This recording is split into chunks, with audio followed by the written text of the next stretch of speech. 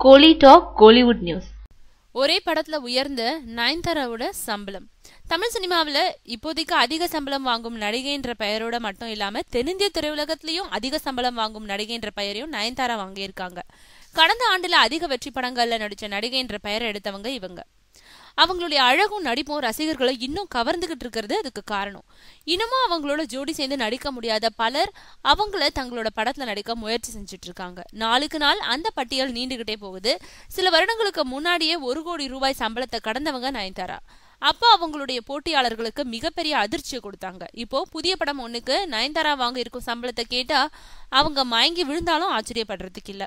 இயக்குனர் சர்க்குணம் தயாரிப்புல அவருடைய உதவியாளர் தாஸ் ராமசாமி இயக்க இருக்கும் புதிய படத்துல நயன்தாரா நடிக்கிறதுக்காக அவங்களுக்கு 3 கோடி வரைக்கும் சம்பளம் பேசியிருக்கிறதா கோலிவுட் வட்டாரங்கள் தெரிவிக்கிறாங்க.